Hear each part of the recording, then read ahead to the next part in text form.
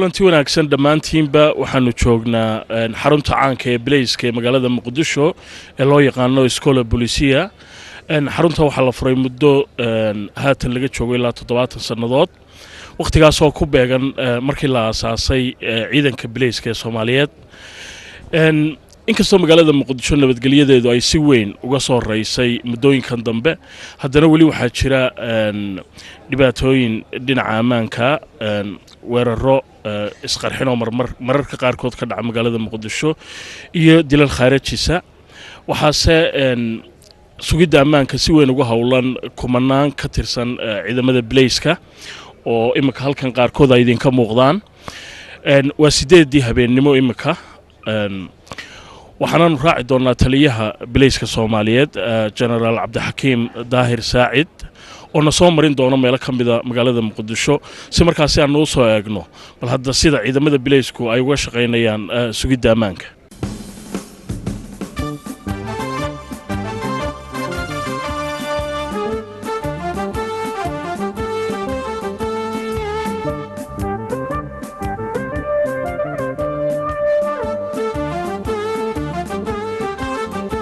ساعد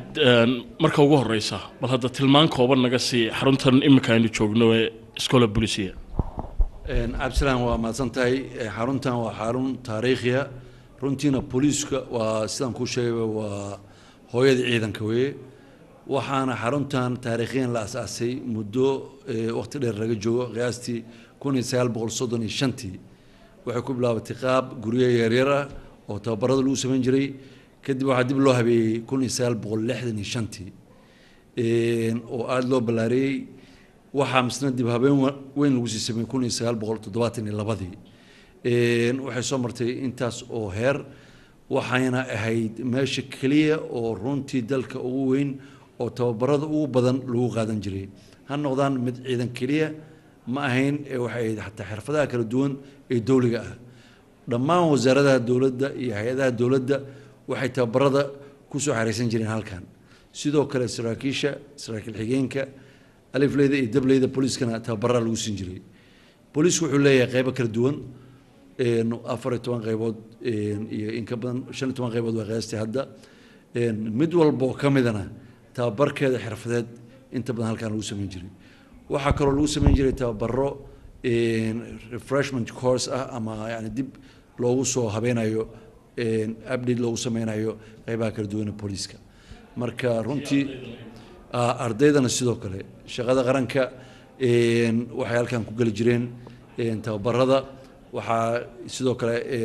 maxadiyada farsamada, caafimaadka, isgaarsiinta tababarada ugu dambeeyana halkan ku sameyn jireen. marka runtii waa mujtamaca Soomaaliyeed meel qof walba oo xusuus gaar ah ku yeelan karta markuu maqlo Iskola Bulisiya, haddana General Kahaya Academy la yiraahdo. dabcan goor dhowna waxaynu eegi doonaa sida Blaisku ay uga shaqeeyaan magaalada Muqdisho khaasatan xilliga habeenkii. waxa ugu weyn oo runtii aad u shaqeeya oo aan oran karo qayb weyn bay ay ka qaataan howlgallada booliisku sameeyaan waa shacabka degan magaalada Muqdisho. runtii amniga ayaga ay gacan ka geysta, booliiskuna waxay dhiirigeliyeen inay goob walba ugu adeegaan bulshada. sidoo kale waxaanu aad iyo aad uga shaqaysiinay qaybo cusub oo booliisku uusan lahaan jirin, oo ay ka mid tahay qaybtan la dagaalanka waxyaabahan qarxa main action, iyo runtii ayadana aan aad u xoojinay oo badbaadisay goobo badan oo shacabku ku adeeganayay oo kooxda nabadiidka ay runtii ay gelinayeen waxyaabaha qarxa. kooxdaasuna runtii aad bay uga howlgalaan, ha noqoto qalab, ha noqoto farsamo xirfadeed, ha noqoto adeegsiga waxyaabahan la dagaalanka noocaas ah. ay ka mid yihiin qalab runtii hadda casri oo ay isticmaalaan, ay ka mid yihiin qalabka eeyahan wax uriya oo ayaguna ay aad u isticmaalaan. intaba waxay runtii badbaadiyeen howlgallo fara badan. marka waad arki doontaan magaalada runtii amnigeedu hadda boqolkiiba 80 aad buu u fiican yahay. waxaana runtii aad ka arkaysaa horumarka bulshadu ay gaarayso dhinaca ganacsiga, deegaanka iyo dadka shacabka ay laftoodu si noloshooda u soo noqonayso. waxaad marka arkaysaa nabadgelyadu inay sal u tahay noloshoo dhan. haddii nabadgelyo la helo, shacabka iyo ummaddu waxay gaarayaan heerkii la doonayay: waxbarashada, caafimaadka, ganacsiga iyo adeegga bulshada oo dhan. runtii booliiskuna wuxuu u taagan yahay 24 saac inay arrintaasi ay wax ka qabtaan ayagoo kaashanaya shacabka iyo booliiska waxaa ka dhexeeya xiriir aad u sarreeya degmo walba waxaa ku yaalla ugu yaraan hal saldhig oo booliis saldhiggaas wuxuu la howlgalaa degmada wuxuuna ka qabtaa inta isgoys oo muhiim ah oo ku taalla degmada inuu amnigeeda wax ka sugo jidadka waaweyn magaalada oo dhan sidoo kale runtii amnigu shacabka laftooda ayaa gacan ka geystay waxa ugu weyn oo wax ka qabtana ayaga weeye waxay u dareemaan inay dhibaato ay ku wadaan ama amniga ay khatar u yihiinna si degdeg ay usoo gaarsiiyaan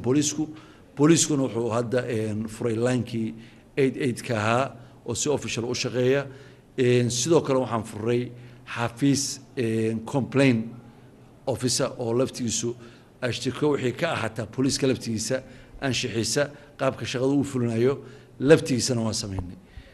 sidoo kale waxaan furay website booliiska ah oo laga daalacan karo talooyinka iyo wixii lagu korinayo runtii horumarinta amniga iyo booliiska dhismihiisa ayadana waan sameynay sidoo kale waxaanu runtii aanu fursad siinay dad badan oo dhalinyaro oo aqoon leh oo ayagana ka soo qayb galay inay ka mid noqdaan ciidanka booliiska gacanna ka geystay runtii xubnahaas booliiska cusub inay kusoo kordhiyaan imika saacaddu waa 10kii habeennimo taliyaha bilayska General Saacid baan wada soconnaa waxaanu eegaynaa sida bilayska magaalada Muqdisho ay u shaqeeyaan iyo dadaalka ay ugu jiraan sidii nabadgelyada loo sugi lahaa General Saacid dambiyada ugu waaweyn ee magaalada ka dhaca ma kuwa habaysanba ee ururada dawladda ka soo horjeeda ay wadaan ama ururka al-shabaab oo kale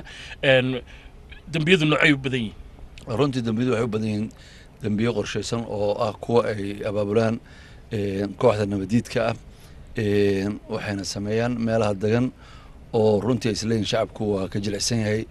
ayay waxay ku sameeyaan mararka qaarkood qarax iyo waxay sameeyaan dad ay la beegsadaan diliin sida suxufiyiinta oo kale ood arkaysid qof walba oo horumarka iyo iftiinka nolosha ummadda tusaya ayay waxay la beegsadaan inay ku sameeyaan toogasho sida allah u naxariistay hadda marxuumkii ugu dambeeyey oo warayaashii uu ka mid ahaa kulligoodna waxaa u furan feelal qaar ka midana waxaan runtii aan rajaynaynaa waqti aan fogeyn in la heli doono qaarkood in gacanta lagu dhigi doono dambiyada kale magaalada ka dhaca ee aan ahayn kuwa iyagu habaysane iyaguna nooceebay u badan yihiin waxaa kaloo jira waa iska garan kartaa noloshii muddo waxaa lasoo maray dagaalo iyo waqti dheera oo habaca dadka waxay u badan yihiin dad tuuga ah oo runtii mararka qaarkood hubka bacdama uu ahaa wax aan la kontroolin oo faraha ka baxay ayaguna waxay noqdeen wax ay isticmaalaan dad fara badan oo dambiilayaal ah oo runtii ay aad u isticmaala oo ku dhibaatay shacabka ama dad aan waxba galabsan ayadana waxaa laga soo saaray in dib loo kontrolo hubka cid allaalay ciddii lagu arko hub sharci darraa inay haystaanna waxaa lala tiigsanayaa maxkamadaha awoodda u leh waxaana muddo hadda sidii hore inuu kasii yaraanayo laakiin weli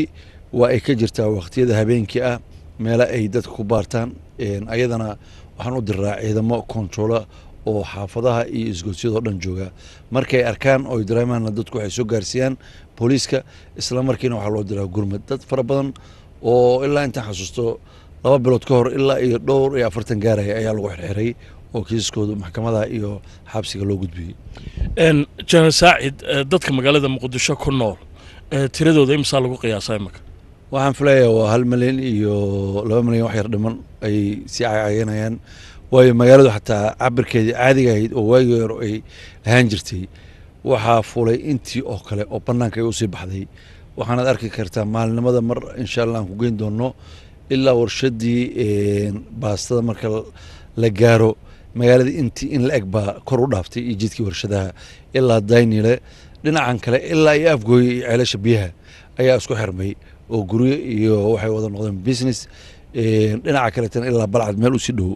marka runtii waxaa isugu yimid dad aad u fara badan shacbiguna waxaad moodaa in ay aad u soo degeen oo weliba intii dambe oo nolosha soo noqotay oo kooxda nabadiidka ay ka baxeen waxay isugu xirantay si aad u malayn karin markaa dhulka baaxaddaa leh iyo dadka tiradoodu intaasi ay leeg tahay ciidamada bilayska ee ka shaqeeya inay nabadgelyadooda sugaan intee bay dhan yihiin waa ciidan aad u fara badan waaye close waxa waaye ilaa iyo runtii ciidamo aad u fara badan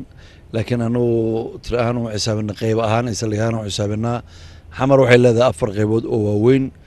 iyo 20 saldhig degmooyinka qaarkood waxay yeelan karaan 2 saldhig ayadoo ay ku xiran tahay baaxadda iyo populationka degmadaas degan marka runtii waxa ka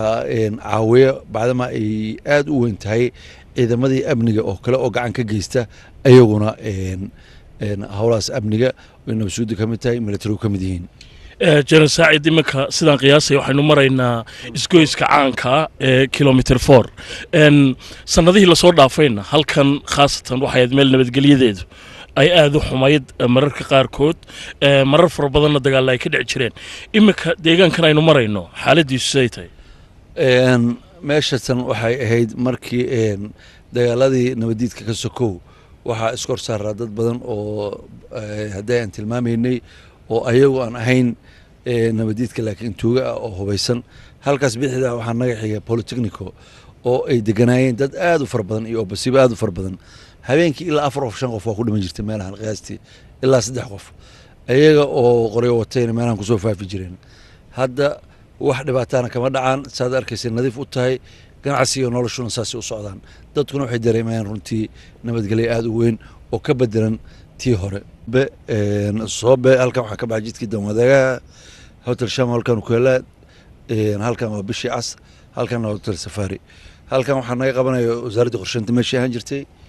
waxaa naga sii horeeya oon sii maraynaa wasaaradda arrimaha dibadda kadibna waxaan tegaynaa banaadir hospital jiradiisa waxaan u gelaynaa dhinaca midigta ilaa iyo digfer aan tagno ilaa iyo tarbuunkana saas aan soo soconaynaa kadib waxaan maraynaa jidkaas dheer oo ilaa iyo wadnuhu meesha ku dhammaado sana aan filayaa kadib waxaan soo gelaynaa jidka dheer soddonka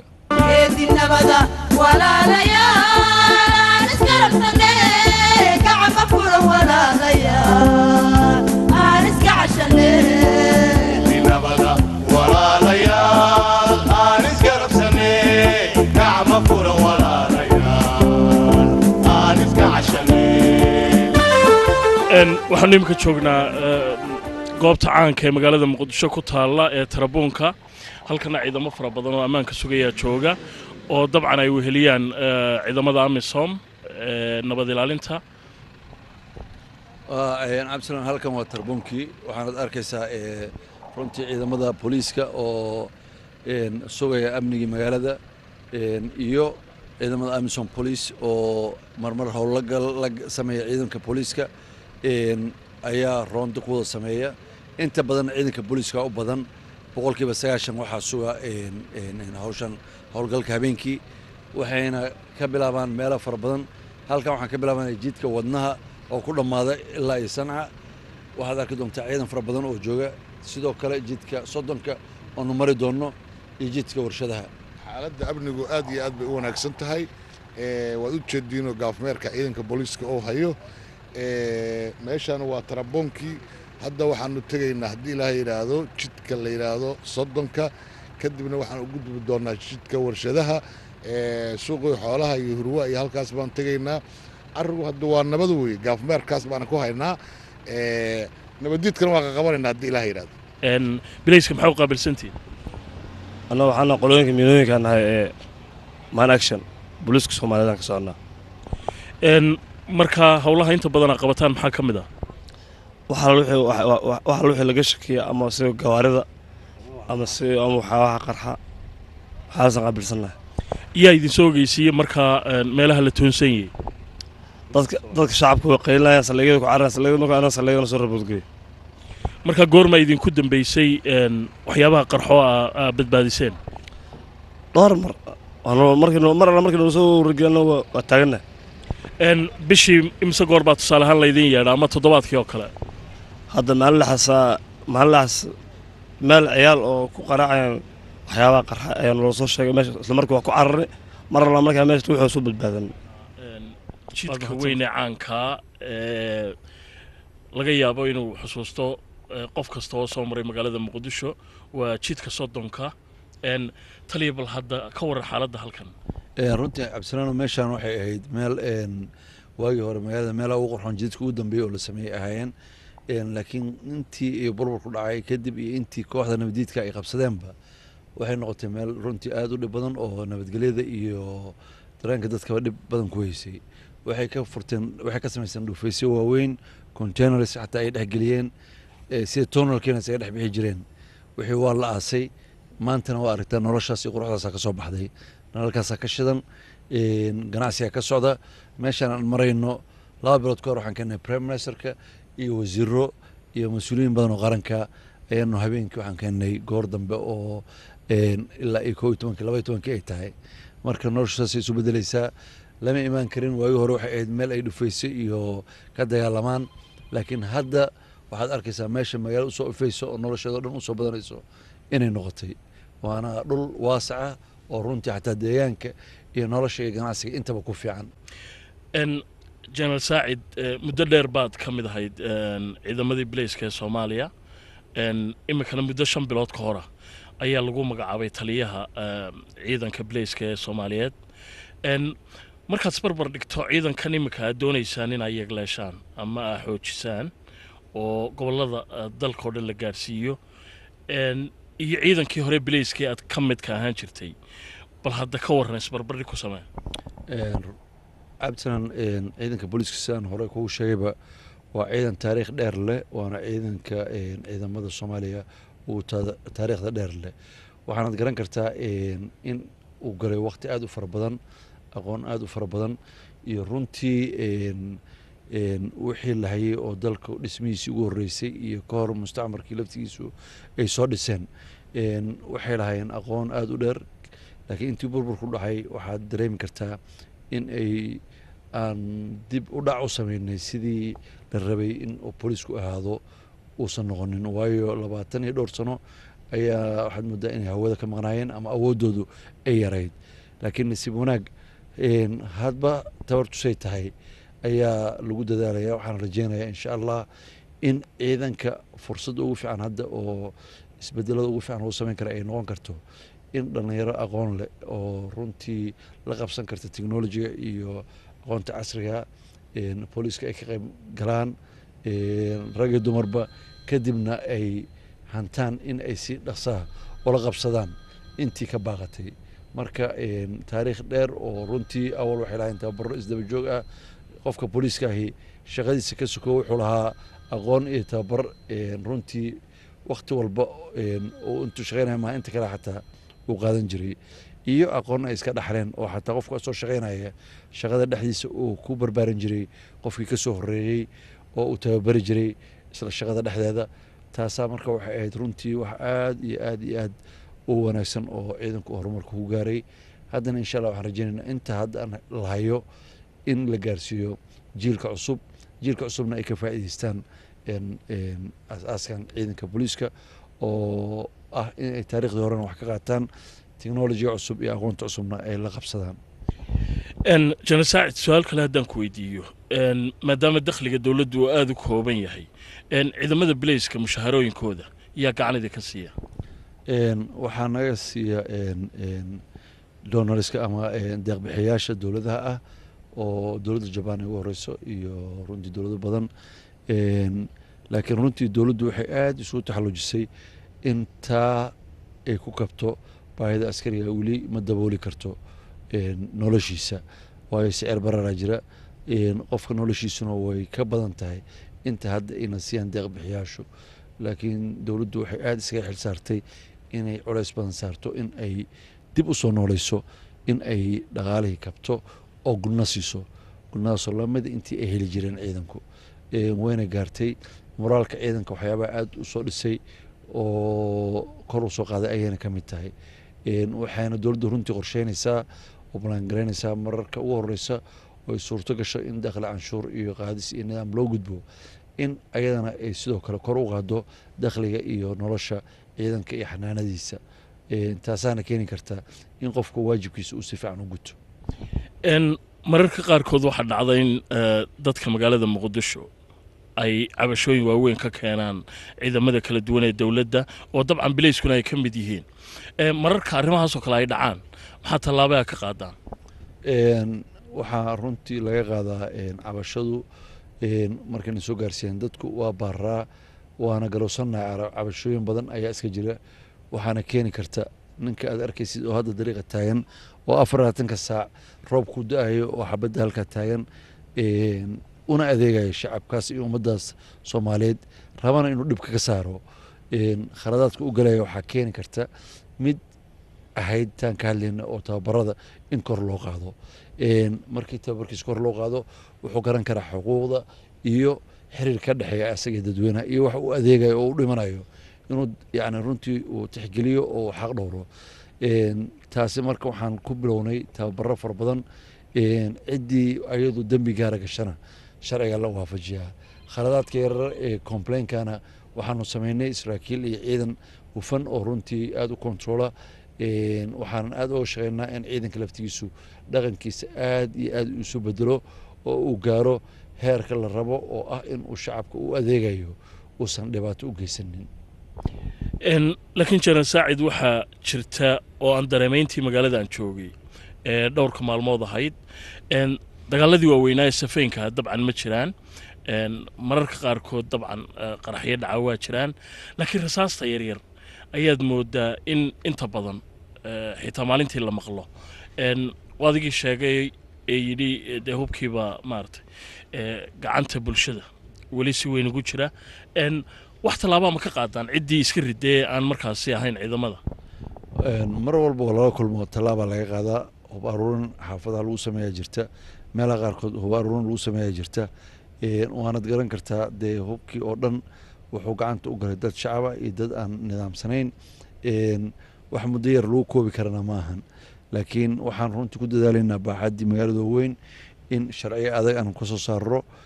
dowladdu ay ka soo saarto kadibna la fuliyo dadkuna way u hoggaansamayaan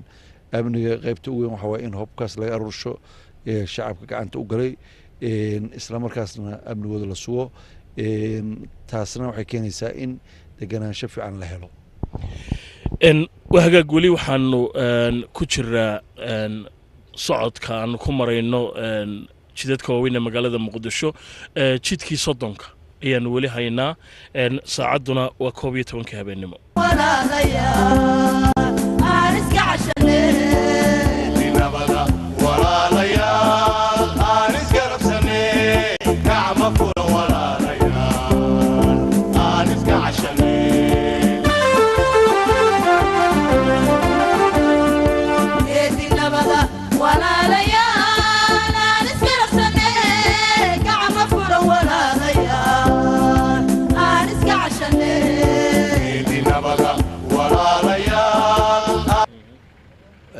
isgoyskii fagax baan taagana hadda jidkii aan soo marno dheeraana waad ogaadeen ilaa hadda wax dhibaataha oo la kulana ma jiraan iyo wax culaysa haddana ma filayo inaan la kulmi doono haddii aan la yidhaahdo maxaa yeele habeen walba magaaladan marnaa afarta geesad baan marnaa waxaanu la soconnaa xaaladda maanta waxay joogtaa meeshii ugu fiicneed ilaa muddadii dowladdan rasmigaa dhalatay iyo maanta inta ugu dhexayso soo dhawaada nala arka waad mahadsantahay laakiin su'aal kale haddaan ku weydiiyo waxaad tiri xilliga habeenkii magaalada san oo kale aan u maraa waxyaabaha aad la kulantaan ee dembiyada maxaa ka mid ah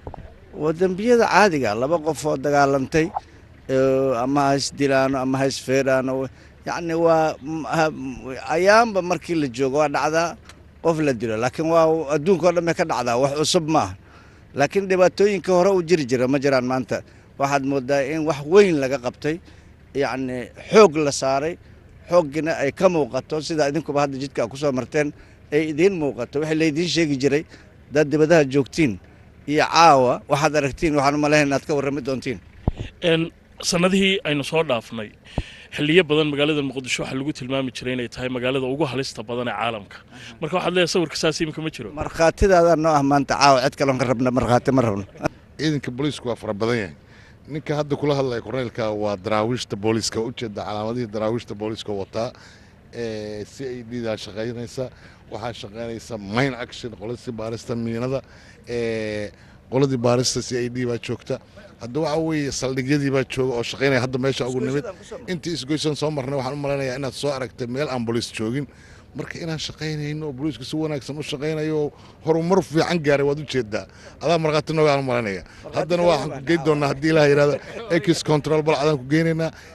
ex control afgoyn ku geynaynaa haddaad tidhaahdo balcad haligeena ku geynaynaa insha allah meeshaan aan marayno caawa waxaa weeye waa hotel gurgurte wuxuu ka mid yahay hoteeladii ugu waaweynaa magaalada muqdisho waayii ugu dambeysay aada loo dhisay oo dalxiiskana loo imaan jiray runtiina ahaa hoteelada ugu waaweyn oo magaalada ugu qiimaha badan leh wax yar kadib waxaan tegi doonaa jidkii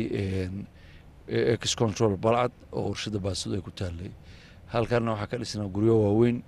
oo waagii dambe aada loo dhistay shaleema cabdiwaayeel iyo soos isbitaal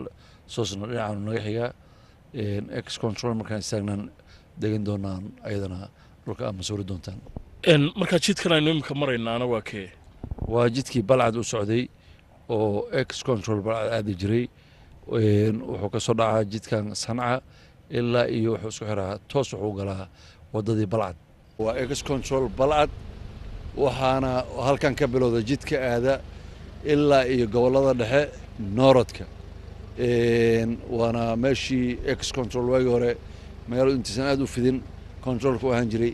laakiin intaan soo soconnoo kale in la eg ayay magaaladu dhinacaasu sii fiday noorodka sidoo kale norod west dhinacaanna waxay u fiday ilaa sidoo kale dariiqaan hadda ku noqon doono jidka warshadaha ah oo wasaaradda gaashaandhigga hormara ilaa dayniila taga ilaa ay afgoyo dhinaca kale kaga darsoon jidkii aadi jiray marka baaxadda magaalada iyo dhismaha iyo nolosha iyo ganacsiga iyo kulli hadda waad aragtaa say u fidayso halkani saad sheegtay waa kontaroolkii hore magaalada kontaroolka magaaladu dhinacan inaga xigaa baan filayaa imika intuu halkan u jiraa wuxuu u jiraa ilaa iyo taqriiban 7 ilaa 8 kilomitir waa u jiraa magaaladu aad bay usii fidaysaa waxay usii dhowdahay meeshii balcad ahayd ayaan dhaweyd baan halkan marray ilaa iyo jowran ku tagnay dhulka dhowaanna waxaan rajaynaynaa ilaa iyo maadaay ayaa la qabtay ilaa iyo iyaduna ilaa iyo bulobardi ilaa iyo beledweyne in saa dhulka loogu tago haddii ilaahay idmo waana sii fidaysaa magaaladu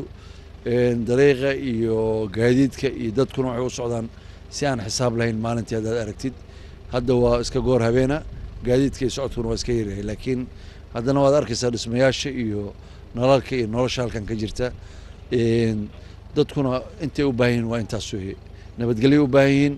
nolol bay u baahan yihiin burbur iyo dhibaato iyo qarax iyo dil xal iyo nolol uma ahan ummadda marka ummadda laftigeeda ayaa dareensan ummadduna ayadaa hadda ka shaqaynaysa amniga qaybta ugu weynna ayaga qaata inkastoo sidaad tilmaantay jenaraal saacid magaaladu ay aada u fiday haddana waxaa la ii sheegay in marka la eego dhinaca xarakada iyo dhinaca nolosha iyo bartamaha magaalada jidkan makaal mukarram iyo agagaarkiisa oo kale in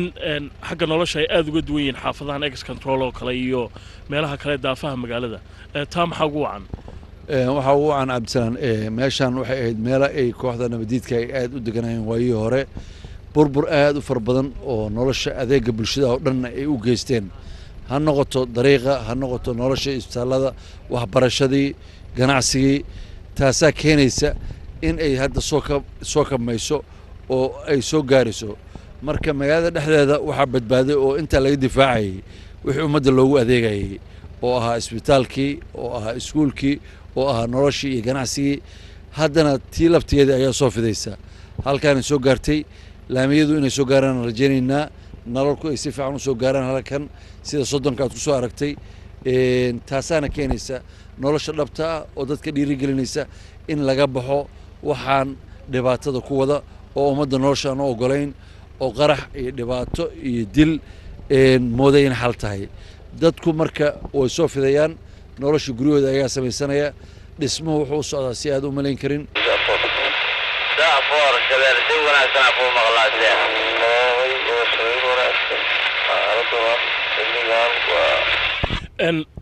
markaa jenaraal saacid qalabkan isgaadhsiinta aa isticmaashaan ilaa halkeebaad kula hadli karaysaa qalabkan waxaan kula hadalnaa dhammaan gobolka banaadir oo dhan waxaa noo weheliya gobollo ay ka mid yihiin galmudug ay ka mid yihiin puntland ay ka mid yihiin hiiraan ay ka mid yihiin baydhabo ay ka mid yihiin marka markaa wixii baahiya ee dhinaca bilayska toos bay kula soo xidhiiri karaan miya toos baan u wada xiriirnaa subaxii iyo habeen iyo galab baahida iyo warbixintaba intaba halkaan iska siinaa markaa wada shaqayntiinu siday tahay tusaale ahaan bilayska gobollada kala jooga aad iyo aad bay u sarraysaa runtii howlaha amniga oo dhan waxaan nooga wada shaqaynaa saacad xogta iyo arrimaha amnigana waxaanu isugu gudbinaa saacad kasta meesha ay marayso waxaanu isdhaafsannaa xogta dhabtaa saasaan wada xiriirnaa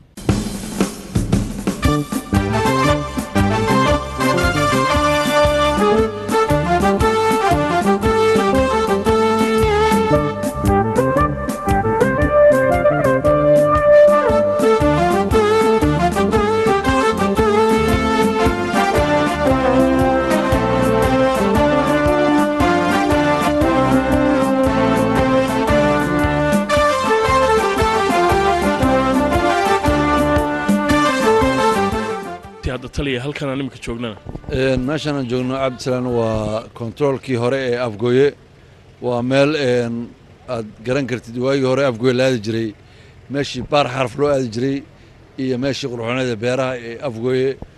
waa jidka uu ku kala qaybsamo jidka ka yimaada balcad iyo jidka ka yimaada jaamacadaha ex control afgooye weeye halkan waa meel muddo badan runtii ay nabadiidku ay ka dagaalami jireen magaalada ka soo weerari jireen goobtan aan joogno sartaas dheer cad ee ku muuqata geeska ah oo 100 tallaabo noo jirta waxaa lagu dilay hogaamiyayaashooda mid ka mid ahaa oo la oran jiray Fasuul Cabdalla runtiina ay ahayd meelihii ay guuldarada kala kulmeen dadkana gaarsiisay kalsoonida iyo nabadda maanta ay haystaan wiilasha iyo dadka dhalinyarada ay khaldayaanna waxaad arkaysaa maanta nolosha iyo ummadda sida ay isu beddeshay marka wuxuu ka mid ahaa dadkii East Africa oo dhan ee alqaacida madaxda uga ahaa ciidamadii la dagaalamayna waxay ahaayeen ciidamada amniga gaar ahaan ciidanka booliiska iyo daraawiishta nimankan aad arkaysid oo daraawiishta ayay ahaayeen nimanka halkaas ku qabtay oo ku dilay asaga iyo intii la socotayba marka runtii documenti fara badan oo uu Soomaaliya iska daayay adduunka u dhibaateynayay ayaa laga helay waxaan u gudbinay dawlado badan oo adduunka ay ka mid tahay dawladda Ingiriiska dawladda Kenya iyo dawlado fara badan oo ay gaarsiinayeen dhibaatooyin dhaafsiisan dhibka ay ku hayaan ummadda Soomaaliyeed sida hadalkaaga ka muuqata bilayska wadamo fara badan oo kalena xiriir baa leedahay wada shaqaynaya dabcan annagu waxaan ku jiraa Interpol xiriir joogtaan leenahay waxaan isugu gudbinaa waxyaabaha khatarta oo degdega dambiilayaasha caalamka oo dhan khataraha jira intaba waxaanu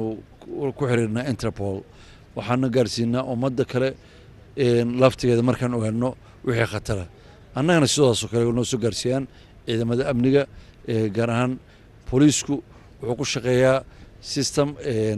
la yiraahdo 24/7 oo Interpol ah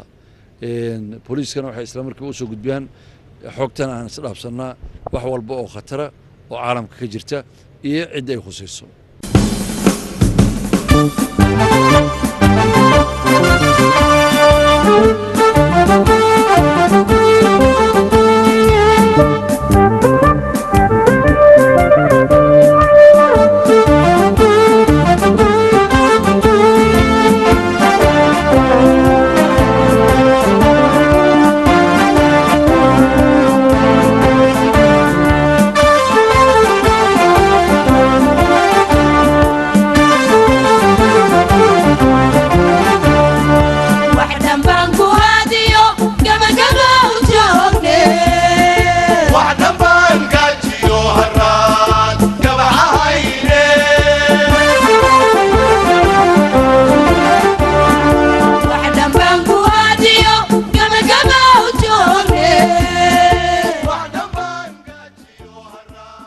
degmada hodan halkan oo generaalku warbixin kaga qaadanayo bilayska jooga saldhigan waxaad warbixin nasiisan maxaa bis caawadin xiran waxaa inoo xiran 10 maxbuus oo ku kala xiran mid abni daraa mid amarka xafiiska xeer ilaalinta guud ee qaranka kadib markii uu dhacay ama dhunsaday hanti qaarna turuufeeyey Shamsuddin Macalin Xasan asagoo wuxuu ku xiran yahay qodobka 502 amaana cunnimo xasan maxamuud xuseen wuxuu ku xiran yahay qodobka 480 iyo tuugo oo lagu kaalmay 481 waxa weeye qalab ayuu ku jabsaday derbigi sida daraadeed falagaransadu saasay u kala muuqataa maxamed cumar cabdiraxmaan turuufa ayuu ku eedeysan yahay qodobka 496 xeerka ciqaabta Soomaaliyeed cabdiweli daahir salaad wuxuu ku eedeysan yahay amaano lumis iyo turuufa lagu xoojiyay qodobka 266 kaasoo culeysiinaya qodobka 496 iyo qodobka amaano cunka oo 502 waxa culeysiin kara qodobka 266 okay xasan siidow ibraahim burburin hanti shakhsiyaad ay leeyihiin asagoo ku tagrifalay guryo islaameed inta tagay si cadaan ah u burburiyay maxamed cali wuxuu ku eedeysan yahay dhaawac uu u geystay shakhsi Soomaaliyeed cabdullaahi xasan daahir wuxuu ku eedeysan yahay tuuga qodobka 488 oo ka dhacay dahab guri gabar ay leedahay asagoo iska dhigay nin god qoday kadibna Charles intuu u helay guriga daaqada ka galay dahabkiina la baxay way dadka marka sidaan oo kale u soo qabqabataan goorma markaa si rasmi ah dacwadda loogu soo ogaa maxkamadaha loo gudbiyaa kaga jawaabaa 24 saac ayaan xuquuq u leenahay in aan baaristeena sameeyno haddaysan baaristu noo dhamaan waxaan sameynaa wax la yiraahdo xalaaleyn oo maxkamaduhu noo ogol yihiin sida xafiiska xeer ilaalinta qofka waxaad u soo qaadanaysaa kiiskiisa si aad u dhameystirto muddo dhan 5 casho ama 7 casho ayadoo ka soo xalaaleysanaysa xafiiska xeer ilaalinta guud ee qaranka taasna sharciga noo saamaxay mudana si aan wax tafatiran ama fal dambiyeedka qalabka uu ku gala aan u helno ama aan u helno marqaati buuxo si aan maxkamadda u waafajino markaa kadib ayaan talaabada ku habboon ay maxkamaddu ka gaaraysaa laakiin anaga ka ciidan ahaan 24 saac buugayga 48 saac buugayga oobiga 24 saac ka badan wixii ka badan maba inuu ii joogo ma jecel waxaanu la soconnaa muddadii qaska iyo qalalaasuhu ay dalka ka jireen khaasatan magaalada Muqdisho inaan inta badan dadku hadday wax isku qabtaan oo kale bilayskaanay u soo dacwoon jirin ama waashka toon jirin timeka maxaa iska bedelay wax weyn baa iska bedelay cabdisalaam waxaad arkaysaa isteeshimadii sidaan oo kale u furan yihiin oobiga waxaa lagu qoranaa saacad walba qofka la soo qabto magaciisa saacadda la soo qabtay sababta loo soo xiray ayaa halkan aad ka arkaysaa dadku waxay hadda iimaansadeen inay sharciga u dacwoodaan waagii hore waxaa dhici jirtay inaysan sharciga aan la isla aadin qof walba awood uu leeyahay iyo xooggiisa uu tijaabiyo oo magaalada dhexdeeda la isku xabadeeyo hadda laakiin qofkii dacwo qaba isteeshinada booliisku imaanayaa 16 degme xamar gobolka banaadir waxaa meel walba ka furan saldhig booliis oo saanoo kale u shaqeynaya runtiina gaarsiisan inuu soo qabto qof walba oo dembi noocyadan kala duwana waxaa la soo qabtaa dilal waxaa la soo qabtaa xatooyo waxaa la soo qabtaa kuwo amniga khatar u ah waxaana ay u kala gudbaan sida uu hadda ku tilmaamay labaxdigle cabdixakiin madaxa baarista saldhigga dunuubta nooca ay tahay noocyada qaarkood isla markiiba way gudbiyaan oo awoodda waxay dhaafaysaa saldhigga waxaa loo gudbiyaa hay-adda baarista oo ah CID hoggaanka baarista dambiyada haddii dil ay tahay iyo dunuubtu haddii waaweyn yihiin sida waxyaabahan argagixisada iyo qaraxa iyo dhibaatada la midka ah isla markiiba kuwaas u gudbaysaa haddii ay baari karaan oo awoodda iyo waqtigan u saamaxayo ayaga laftooda way dhammaystiraan maxkamaddana way horgeeyeen awoodda sharciga u leh qof walbana waxaa ka daaracan kartaa ugu badnaan 48 saac in ama dembi ku filan lagu helo ama markhaati ama xalaaleyn xarig loo helo waxaa mamnuuca 48 saac wixii ka badan inuusan qofka halkan ku xirnaan karin xuquuqda uu leeyahay qofka Soomaaligana inuu ogaado in loo gudbiyo maxkamad oo maxkamaddu ay iyadu markaas romaan ka dhigto baaristina ay ogolaato in la sii wado iyo in lagu waayo dembigii ama wax ku cadeeya la waayo qofkan Soomaaligana iyo qof kasto muwaadina iyo qof kasto bini aadan oo dalka ku nooli xuquuqdaas uu leeyahay waxaan ku controlaa saldhigyada inaan tagno aanu dib u fiirino saraakiisha baarista iyo taliya-xigeenada iyo taliyaha saldhigu waxay mas-uul ka yihiin in saas loo hubiyo oo aan muddo waktiga sharcigu ogolyahay wax dhaafsiisan aan cidna lagu hayn karin xabsiyada saldhiga qofku uu labada dhinac mid aado runtii marka dadku aad ugu kalsoon yihiin wayna usoo dacwoodaan saldhigyada waxaanad arkaysaa keesas fara badan oo maalin walba nolol maalmeedka saldhiga ka mid ah oo ay xaliyaan saldhigyadu qaabkaasayna u maraan si haddaba loo tayageliyo ciidamada bilayska iyo howlahooda waxaa imika jirta in dadkii khibradda lahaa qaar fara badan oo ka midi ay dib u soo noqonayaan doctor Saciid Axmed Kadiye muddo dheer wuxuu ku noolaa magaalada London ee dalka Britain imikana waxa weeye loo magacaabay taliyaha laanta dambi baarista ee Soomaaliya maadaama muddo dheer aad waddanka ka maqnayd hawsha xageed ka bilowday cabdi anigu horay ayaan uga shaqayn jiray waqtigii dawladdii burburtay ee maxamed siyaad ayaan horay waxaan u ahaa madaxa baarista dembiyada ee Soomaaliya waqooyina waxaan ka ahaan jiray sidoo kale dambi baare marka hawl aan hore u aqaanay ahayd aqoonna aan lahaa marka wax dhibaato ah kala ma kulmin laakiin muddo dheer maadaama waddankaad ka maqnayd duruufihii iyo xaaladihii jirayna ay aad isu bedeleen maxaa dhibaatooyin ka hor yimid waxaa iga hor yimid waxa weeye laanta baarista dembiyadu waxay ku shaqaysaa waxa weeye waxyaabo oo cilmi ah sida laboratoriyada bolisiya scientifica wixiina waxa weeye way burbureen haddana waqti casriyaha lagu jira waxaa lagu shaqeeyaa teknolojiya cusub oo ku soo biiray 20kii sano oo dalku baaba'sanaa marka dabcan shaqadii isma keenayso waqtiga hadda jira iyo shaqadii hore oo jiri jirtay marka waxa way dhibaatooyin badan oo maaragtay dhaqaalaha oo jira challenge badan baa jira marka dib waa jira dhaqaalihii waddanka oo maaragtay sidii hore aan ahayn marka hadda waxaan ku dadaalnay in maaragtay waqtigan cusub